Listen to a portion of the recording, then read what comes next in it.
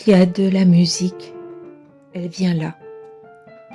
Elle commence dans les traits graves, semble se rassembler un temps pour monter vers l'aigu par le seul chemin du timbre. Un son complexe qu'on aurait du mal comme ça à analyser. Pourtant peut-être joué par un instrument seul. Et puis cela cesse. L'homme qui a affaire à l'excès intérieur est nerveusement assis et parmi ce qu'il dit on entend. Impatience, je parle dans la colère. Cela prend dans la surface ordinaire des choses et en entier l'affecte. Et tout ce qui est l'apparence normale du jour maintenant est un piège à votre intention dressée.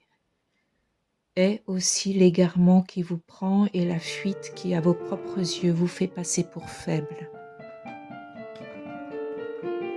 Il dit de façon maintenant claire.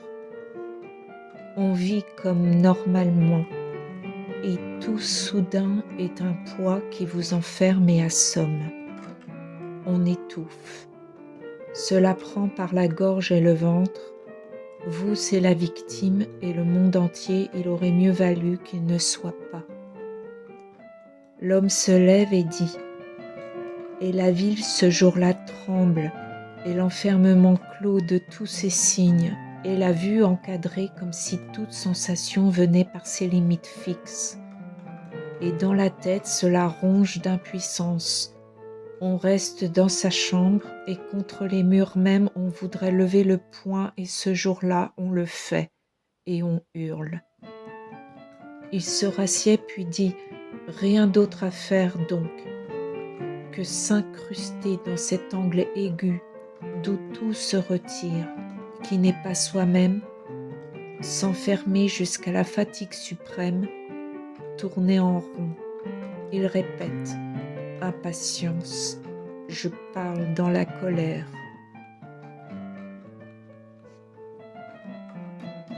La femme, qui renvoie au dehors ce qu'elle n'accepte pas, est droit sur ses jambes et dit « Je parle dans la colère. » Elle dit « Légitime est de s'en prendre au visage faux du monde et à ce qui en lui est tordu et cassé. Et je suis calme et posée et tranquille. Et je pose devant moi la ville et ses pouvoirs comme en haute balance, et ma parole est le fléau. » Elle dit « Et je garde en moi le reproche que j'adresse à la ville et au monde.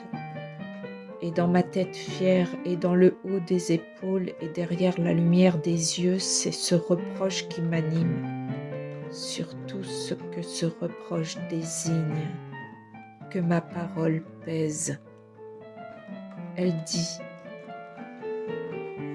et c'est se dresser face à l'ordre du monde, se tendre la main un instant, s'ériger contre l'ordre et le remplacer par un autre, éphémère et provisoire, né de l'excès même où collectivement on s'est mis et qui ne lui survivra pas. Elle répète « Impatience, je parle dans la colère. »